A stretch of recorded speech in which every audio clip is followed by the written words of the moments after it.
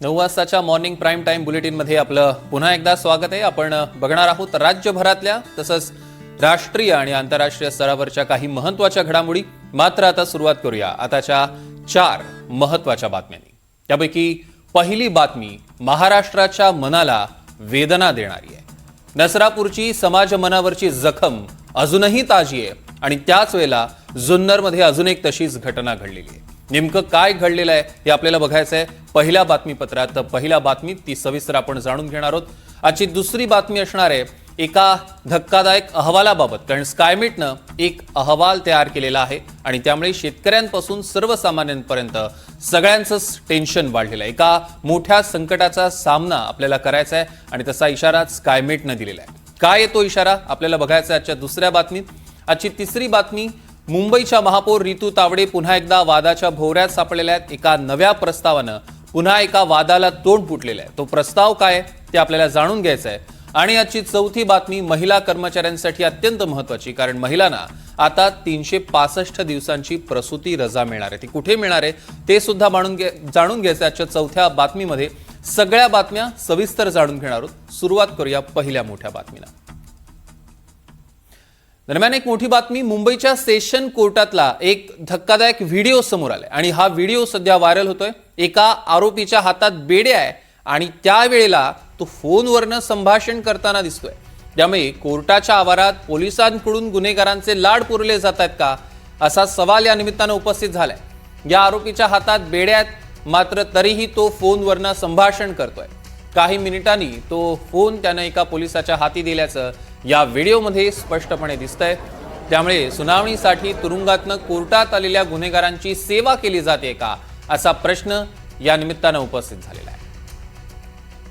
ऋतिक गणकवार आपले प्रतिनिधी आपल्यासोबत थेट जोडले गेले, त्यांच्याकडनं अधिकचे अपडेट्स आपण घेणार आहोत। ऋतिक, नक्कीच आपण बघतोय का हा जो व्हिडिओ आहे तो सेशन कोर्टातील आहे, मुंबईतील सेशन कोर्टातील आहे। मात्र तो व्हिडिओ आता सोशल मीडियावरती प्रचंड व्हायरल होतोय आणि नेटकऱ्यांकडून आता थेट गृह खात्यालाच प्रश्न विचारण्यात येतोय की तुम्ही आरोपींचे कोर्टामध्ये लाड पुरवतात का। आणि हा व्हिडिओ जो आहे तो ॲडव्होकेट विकास शिंदे यांनी काढलेला आहे आणि त्यांनी हा व्हिडिओ व्हायरल केल्याचा आपण बघतोय। त्यामुळं एकंदरीत आता आरोपींचे कुठेतरी लाड पुरवले जातात का सेशन कोर्टमध्ये, अशा पद्धतीचं वातावरण जे आहे तयार झालेला आहे। कारण की आरोपी जो आहे तो हातात बेड्या असताना देखील कॉलवरती बोलतोय आणि त्यानंतर पोलीस त्याच्याजवळ येतो आणि त्याचा फोन जो आहे तो स्वतःकडं घेऊन टाकतोय आणि असा जो व्हिडिओ आहे तो सोशल मीडियावरती व्हायरल होतोय। आणि हा व्हिडिओ काढणारे विकास शिंदे यांनी एक प्रतिक्रिया देखील दिलेली आहे। आम्ही कॅन्टीनमध्ये जेवण करत असताना आम्हाला हा धक्कादायक प्रकार दिसून आला आणि आम्ही तो कॅमेऱ्यात कैद केला। आणि त्यांनी देखील सवाल उपस्थित केलेला आहे की ज्या वेळेस कोर्टामध्ये आरोपीला आणलं जातं त्यावेळेस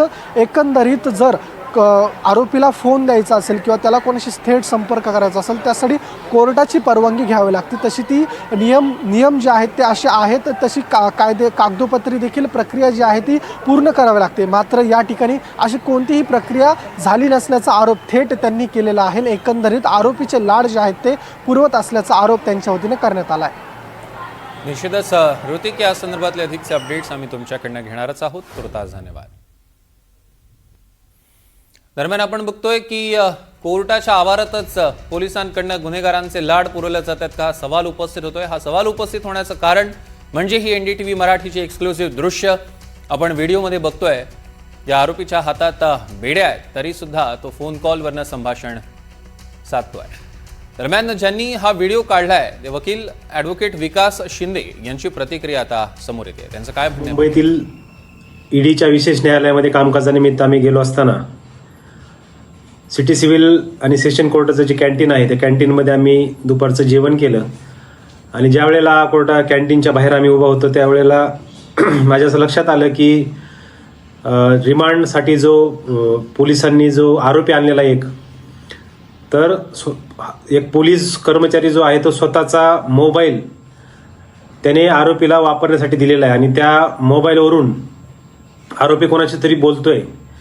हे ज्या वेळेला माझ्या लक्षात आलं त्यावेळेला मग मी माझा मोबाईल घेऊन या संपूर्ण प्रकाराचा जो काय आहे त्याचं चित्रीकरण मोबाईलमध्ये केलं आणि माझ्या लक्षात आलं की त्या ठिकाणी पोलिसांच्या मदतीनं पोलिसांचे काही आर्थिक लागेबांधे असतील त्यांच्या मदतीनं हे आरोपी जे आहेत तो कोणाशी तरी बोलतोय.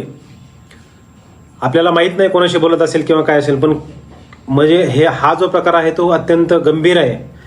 विचार जर आपण या संदर्भात केला तर अशा पद्धतीनं न्यायालयामध्ये आरोपीला घेऊन येत असताना पोलिसांची एक जबाबदारी असते आणि पोलिसच जर आरोपीला अशा पद्धतीने मदत करत असतील किंवा बेकायदेशीर काहीतरी कामं करत असतील तर यामधून खरं तर हे जे आहे ते सिक्युरिटी लॅप्सेस दिसतात. आणि आजची दुसरी मोठी महत्वाची बातमी, पुणे जिल्ह्याच्या जुन्नर तालुक्यातील पिंपळवंडी येथे 4थीत शिकणाऱ्या अवघ्या 10 वर्षांच्या अल्पवयीन मुलीची हत्या झाल्याची धक्कादायक घटना समोर आली. या मुलीवर अत्याचार करून तिचा गळा आवळून हत्या करण्यात आल्याचा प्राथमिक संशय व्यक्त केला जातोय. या घटनेने संपूर्ण परिसर हादरलेला आहे. ग्रामस्थांमध्ये संतापाची लाट उसळलेली आहे. या प्रकरणात पोलिसांनी साहिल खैरे वय अंदाजे 30 वर्ष याला ताब्यात घेतलंय. विशेष म्हणजे मुलगी बेपत्ता झाल्यानंतर तिला शोधण्यासाठी ग्रामस्थांसोबत संशयित आरोपी सुद्धा सहभागी झाला होता. या आरोपीला कठोरात कठोर शिक्षा तसंच फाशीची शिक्षा देण्यात यावी अशी मागणी ग्रामस्थांकडून केली जाते.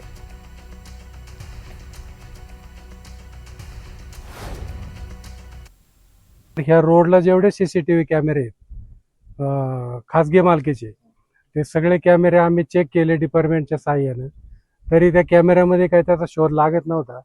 नंतर साधारणतः 8च्या दरम्यान संशयित एका आरोपीला त्यांनी ताब्यात घेतलं डिपार्टमेंटनी, आणि ताब्यात घेतल्यानंतर त्यांनी त्यांच्या पद्धतीने विचारल्यानंतर तिथं पिंपळवंडीचं लेंडेस्थळ आहे, त्या लेंडेस्थळाचा एक ओढा आहे, त्या ओढ्याच्या कडेला त्यांनी तिथं त्या चिमुरडीला तिचं काय म्हणू आपण त्याला, अत्याचार करून तिचा खून केल्याचं निष्पन्न झालं. आज संध्याकाळी दुपारच्या नंतर एक 25 वर्षाच्या तरुणाने एक 9.5 वर्षाची जी मुलगी आहे त्याच्या शेजारी घरात जे राहत होती, ते घरी दुसऱ्या मुलाबरोबर खेळत असताना टीव्ही बघत असताना ते त्यांना घरातून ओळख असून बाहेर घेऊन गेला आणि गावी बाहेर हे जे शेत आहे ते शेतात पुढे जाऊन त्यांनी त्याच्यावर लैंगिक अत्याचार केला आहे आणि त्याची हत्या केली आहे. ह्याचा जे आरोपी आहे त्याला ताब्यात घेण्यात आलेला आहे आणि पुढील जे तपास आहे ते चालू करण्यात आलेला आहे. सध्या आमची फॉरेन्सिक टीम जागेवर आहे आणि त्या जागेचा पंचनामा पाहणी हे चालू आहे आणि वैद्यकीय तपासणी जी आहे त्याची प्रोसेस सुद्धा चालू आहे. या संदर्भातले अधिकचे अपडेट्स आपण घेणार आहोत. अविनाश पवार आपले प्रतिनिधी आपल्यासोबत जोडले गेले. अविनाश, काय अधिकचे अपडेट्स? सौरभ, आपण पाहतोय की अत्यंत धक्कादायक अशी ही घटना आहे. कारण ज्या पद्धतीने आपण म्हणतो की नसरापूरची जी घटना आहे ती ताजी असतानाच अशा पद्धतीने जी घटना आहे त्याच्यावर एकच म्हणता येईल की भय इथले संपत नाही, अशीच परिस्थिती आहे. आणि पुणे जिल्ह्यातल्या जुन्नर तालुक्यातल्या पिंपळवंडीमध्ये ही जी घटना काल घडलेली आहे, काल सकाळी ही जी मुलगी आहे 4थी इयत्तेत शिकणारी 4थी मध्ये शिकणारी जी 10 वर्षाची मुलगी आहे, हिला त्या साहिल खैरे या 25 वर्षीय युवकाने त्याच्या ओळखीचा फायदा घेऊन ती टीव्ही पाहत असताना तिला तो लेंडेस्थळ जे जवळच असणारी एक वस्ती आहे तिथल्या ओढ्यालगत उसाच्या शेतात नेलं, अत्याचार करून तिचा खून केलाय. आणि ज्या पद्धतीने ही सगळी प्रक्रिया आपण पाहिली पोलिसांनी सांगितल्यानंतर तर अंगावर काटा आणणारी आहे. कशा पद्धतीने सायकलवर घेऊन गेलेला आहे हे सीसीटीव्ही मध्ये देखील निष्पन्न झालेलं आहे. आणि विशेष म्हणजे हा जो साहिल खैरे आहे तो सोबत या ग्रामस्थांच्या तिथे शोध घेत होता. नसरापूरच्या घटनेत जर आपण पाहिलं तर तो नराधम जो होता तो देखील त्या घटनास्थळी होता आणि इथे सुद्धा हीच परिस्थिती आपल्याला पाहायला मिळते. असं जे काही कृत्य करायला धजावतायत याच्यावर शासन हे कडक व्हायला पाहिजे, यासाठी आता ग्रामस्थ एकवटलेले आहेत. आणि ज्यावेळेस पुणे पोलीस अधीक्षक संदीप सिंह गिल हे रात्री तिथे आले होते, या संपूर्ण घटनास्थळाची पाहणी केली, त्यावेळेस ग्रामस्थांनी घेराव घातला आणि या नराधमाला फाशीचीच शिक्षा व्हावी अशी मागणी केलेली आहे. एकूणच जर आपण पाहिलं तर पिंपळवंडी मधले जे ग्रामस्थ आहेत ते आता संतप्त झालेले आहेत आणि एकूणच जर आपण पाहिलं तर ही घटना सगळ्यांना अंगावर काटा आणणारी आहे. सौरभ, निश्चितच अविनाश, या संदर्भातले अधिकचे अपडेट्स आम्ही तुमच्याकडनं घेऊ. तुर्तास धन्यवाद. आणि यांची तिसरी मोठी बातमी, अल निनोचा प्रभाव वेगानं वाढत असल्यानं मान्सून यंदा दगा देण्याची भीती आहे आणि त्यातच आता स्कायमेट या खासगी संस्थेनं मान्सूनबाबतचा एक नवा अंदाज जाहीर केलाय आणि या अंदाजानुसार यंदा देशात 70% दुष्काळ पडण्याची शक्यता आहे। स्कायमेटनं एप्रिल महिन्यात सरासरीच्या 94% पावसाचा अंदाज दिला, मात्र आता त्यात मोठी कपात करून तो केवळ 85% आणलाय। पावसाचा उत्तरार्ध देखील कोरडा जाण्याची शक्यता वर्तवण्यात आली आहे। या संदर्भातले अधिकचे अपडेट्स आपण घेणार आहोत। मोहसिन शेख आपले प्रतिनिधी आपल्यासोबत जोडले गेलेत। मोहसिन, स्कायमेटचा अंदाज धक्कादायक आहे, चिंतेत पाडणार आहे, काय अधिकचे अपडेट्स? सौरभ, आपण बघतोय की हा अंदाज खरंच चिंतेत पाडणार आहे, कारण आपण बघतोय की यापूर्वी देखील अल निनोचं संकट असल्याचं सांगण्यात आलं होतं। एप्रिल महिन्यात जी आकडेवारी देण्यात आली होती त्यानुसार देशात 94% पाऊस होईल असा अंदाज वर्तवण्यात आला होता, मात्र आता तो 85% आलाय आणि आणखी एक आकडा दिलाय, तो म्हणजे देशात 70% दुष्काळ पडण्याची शक्यता वर्तवण्यात आली। त्यामुळे ही मोठी चिंतेची बाब आहे, खास करून शेतकऱ्यांसाठी। आपण बघितलं तर महाराष्ट्रातील अनेक भागांमध्ये सुरुवातीपासूनच पाऊस कमी पडलाय। मराठवाड्यातील अनेक असे जिल्हे आहेत की जिथे पाऊस काही गावांमध्ये झालाच नाही। लातूरमध्ये तर तिसऱ्यांदा पेरणी करावी लागली। त्यामुळे ही सगळी भयावह परिस्थिती आहे, फक्त महाराष्ट्रात नाही, देशातच आणि जगभरातील युरोपियन देशांमध्ये देखील या सगळ्या अल निनोचं संकट आपल्याला पाहायला मिळतं। अनेक ठिकाणी नद्या, धरणं तिथे कोरडी पडतायत आणि भारतात देखील आता तीच परिस्थिती पाहायला मिळू शकते। आता जरी थोडाफार जुलैमध्ये पाऊस पडला आणि जर आपल्याला पिण्यासाठी पाणी उपलब्ध असलं तरी पुढच्या 2 महिन्यानंतर परिस्थिती भयावह असण्याची शक्यता वर्तवली जाते।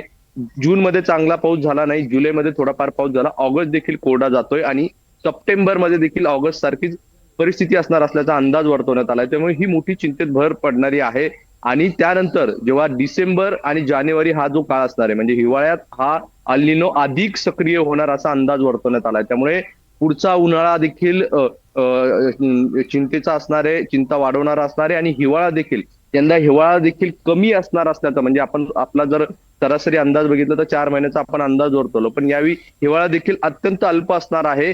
ज्या पद्धतीने उन्हाळ्यात आपल्याला उष्णता जाणवते त्या पद्धतीने हिवाळा जाणवेल असं अभ्यासकांकडून सांगितलं जातंय। त्यामुळे अल निनोचं संकट आता वाढतोय। आता सध्या तरी सुपर अल निनो सक्रिय नसल्याचं अभ्यासकांचं म्हणणं आहे, मात्र पुढील काही काळात तो सक्रिय होऊ शकतो। आत्ताच अशी परिस्थिती असेल तर सुपर अल निनो आल्यानंतर काय परिस्थिती होईल याचा अंदाज न लावलेला बरा। अनेक वर्षानंतर हा अल निनो येतोय, सक्रिय होतोय, त्यामुळे ही चिंता वाढलेली आहे आणि खास करून शेतकऱ्यांसाठी ही मोठी चिंतेची बाब आहे। सौरभ, निश्चितच मोहसिन, या संदर्भातले अधिकचे अपडेट्स आम्ही घेऊ, तुर्तास धन्यवाद। दरम्यान वर्धा जिल्ह्यात गेल्या 15 पावसानं दडी मारली आहे, त्यामुळे खरीप हंगाम संकटात सापडलाय। ऑगस्ट महिन्याचा निम्म्यापेक्षा अधिक कालावधी उलटून गेला आहे, मात्र अपेक्षित पाऊस पडलेला नाही। त्यामुळे सुरुवातीच्या दमदार पावसामुळे जोमानं वाढलेली खरीप पिकं आता पाण्याअभावी कोमेजू लागली। पिकांची वाढ खुंटली आहे, शेतकऱ्यांची चिंता वाढलेली आहे। वर्धा शहराच्या पाणी पुरवठ्याचा प्रमुख आधार असलेल्या धाम प्रकल्पात सध्या 66.26% जलसाठा आहे। जलाशयांमध्ये 80%पेक्षा कमी पाणीसाठा आहे, त्यामुळे आगामी काळात पुरेसा पाऊस जर झाला नाही तर शेतीसोबतच पिण्याच्या पाण्याचा प्रश्नही गंभीर बनण्याची शक्यता आहे। तर सूर्यफूल, पाम, सोयाबीन, मोहरी आणि शेंगदाणा तेलासारख्या रोजच्या वापरातील तेलांचे भाव वर्षभरात सरासरी 10 ते 18% वाढले आहेत। शहरामध्ये शेंगदाणा तेलाचे भाव 200 ते 220 रुपये प्रति लिटर पर्यंत पोहोचले आहेत। सोयाबीन तेलाचे भाव जुलैमधील 140 ते 145 रुपयांमधून 152 ते 160 रुपयांपर्यंत वाढलेत। म्हणजे एकीकडे खाद्यतेलाची भाववाढ आणि दुसरीकडे त्याचं पॅकिंगही छोटं होत चाललंय। पूर्वी 920 ग्रॅम तेलाची पिशवी आता 800 ग्रॅमची झाली आहे आणि 4600 ग्रॅमचा डबा आता 4200 ग्रॅमचा झालाय। हे पॅकिंग छोटं होत असल्यामुळे ग्राहकांना कमी मालासाठी जादा पैसे मोजावे लागतात।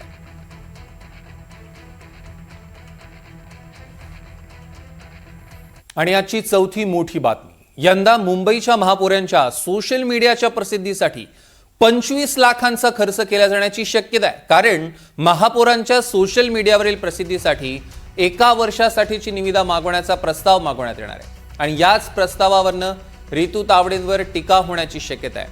1 ऑगस्ट 2026 ते 31 जुलै 2027 या 1 वर्षाच्या कालावधीसाठी 25,12,786 रुपये महापौरांच्या प्रसिद्धीसाठी मुंबई महानगरपालिका खर्च करणार असल्याची शक्यता आहे। आपण बघतोय की एका वर्षासाठी निविदा मागवण्याचा प्रस्ताव रितू तावडेंवर, त्यामुळे पुन्हा एकदा टीकेची झोड उठू शकते. एका वर्षाच्या प्रसिद्धीसाठी जवळपास 25 लाखांचा खर्च मुंबई महानगरपालिका करू शकते. 1 ऑगस्ट 2026 ते 31 जुलै 2027 या एका वर्षाच्या कालावधीसाठी 25,12,786 रुपये महापौरांच्या प्रसिद्धीसाठी खर्च करणार असल्याची शक्यता आहे. माजी महापौर किशोरी पेडणेकर आपल्यासोबत जोडले गेले आहेत. ताई, एका वर्षाच्या प्रसिद्धीसाठी 25 लाखांचा खर्च, काय वाटतं? नाही, मुंबईकरांच्या करदात्यांचे पैसे उधळण ही आल्या दिवसापासून आम्ही बघतोय, तर त्यांना सोयच सुटत नाही. सतत आणि सतत कुठल्या ना कुठल्या गोष्टीला त्यांना का पैसे लागतायत हेच कळेनासं झालंय. पण किशोरीताई, आपण बघतोय की साधारण याच्या आधी कधी एवढे पैसे खर्च झाले नाहीत. एवढे रुपये फक्त महापौरांच्या प्रसिद्धीसाठी. बरं, प्रसिद्धी ती काय? इकडे गेले हार घेतले, तिकडे गेले तुरे घेतले, कॉन्क्रीट कामं दाखवतायत. पण ताई, मुंबईच्या महापौरांच्या म्हणजे फक्त प्रसिद्धीसाठी आणि त्याही एका वर्षाच्या प्रसिद्धीसाठी मुंबईकरांवर मात्र अतिरिक्त भार पडतोय, त्याचं काय? आता मुंबईकरांना काल 2:30 वाजेपर्यंत रात्री महापालिका चालली.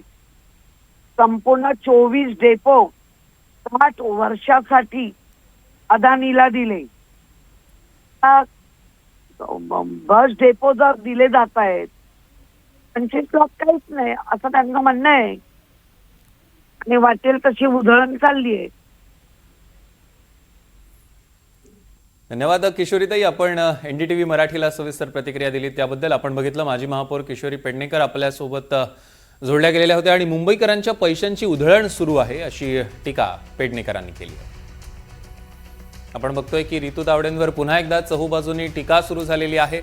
कारण एका वर्षाच्या सोशल मीडियाच्या प्रसिद्धीसाठी जवळपास 25 लाख रुपयांचा खर्च मुंबई महानगरपालिका करणार आहे अशी शक्यता वर्तवण्यात येते.